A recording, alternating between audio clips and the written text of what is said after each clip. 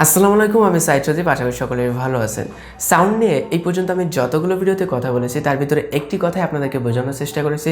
একটি ভালো কন্টেন্ট কোয়ালিটির পিছনে কিন্তু সাউন্ড কোয়ালিটি অনেক গুরুত্বপূর্ণ ভূমিকা পালন করে। আপনার ভিডিওর সাউন্ড কোয়ালিটি যত ক্লিয়ার হবে, শুনতে যত ভালো লাগবে, সাউন্ডের নয়েজ যত কম থাকবে, অডিয়েন্স কিন্তু সেই ভিডিওটা লং টাইম ধরে দেখতে থাকে।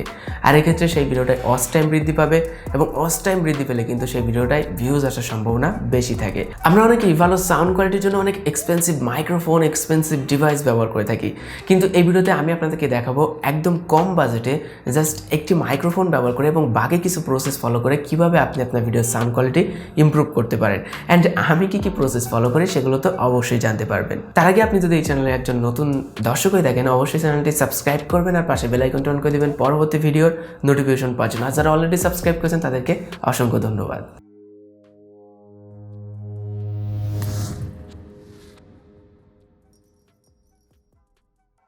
সাউন্ড বা সাউন্ড রেকর্ড নিয়ে কথা বলতে গেলে প্রথমে যে ডিভাইসটির নাম চলে আসে সেটি হলো মাইক্রোফোন।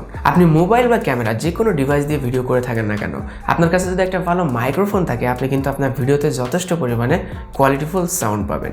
এখন পর্যন্ত আমি যে মাইক্রোফোনটি ব্যবহার করছি এটি হলো বয়াবা M1 এবং এটি এই ভিডিওতে ব্যবহার করছি।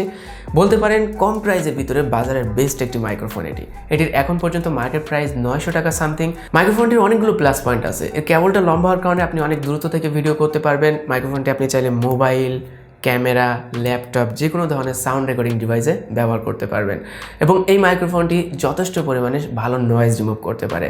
আপনি চাইলে আউটডোর, ইনডোর যে কোনো জায়গায় এই মাইক্রোফোনটি ব্যবহার করতে পারেন। মাইক্রোফোনটি কেনার জন্য লিঙ্ক ভিডিও ডেসক্রিপশন বক্সে দেওয়া থাকবে, সেখান থেকে চাইলে আপনি মাইক্রোফোনটা কিনে নিতে পারেন। মাইক্রোফোন না হয় আপনি একটা কিনেই ফেললেন, এখন আপনার প্রশ্ন আসতে পারে এই মাইক্রোফোনটি আপনি ব্যবহার করবেন কিসে।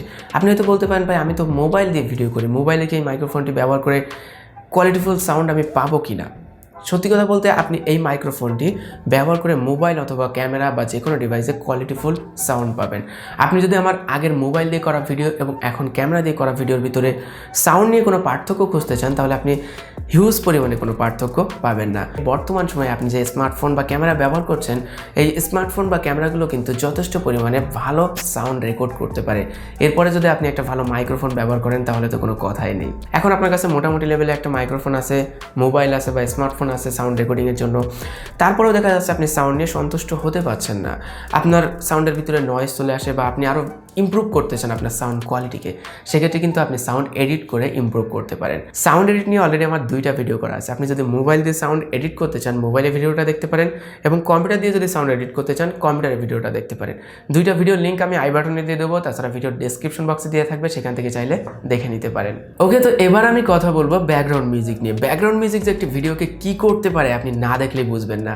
ব্যাকগ্রাউন্ড মিউজিক ব্যবহার করে একটি ভিডিওর ভিতরে আপনি রোম্যান্টিক, হ্যাপিনেস, স্যাডনেস, ইমোশন সব ধরনের ফিলিংস প্রকাশ করতে পারেন। আপনি যদি আপনার ভিডিওর টাইম, সিচুয়েশন এবং ভয়েস অনুযায়ী, কণ্ঠস্বর অনুযায়ী ব্যাকগ্রাউন্ড মিউজিক ব্যবহার করতে পারেন, সেটি তো বলার বাহুল্যই রাখেন না যে কী হতে পারে। আপনি যদি একটি ভিডিও দেখেন তাহলে বুঝতে পারবেন যে ব্যাকগ্রাউন্ড মিউজিক একটি ভিডিওর জন্য কতটা গুরুত্বপূর্ণ। সেটি হলো আমার প্রথম ইনকাম।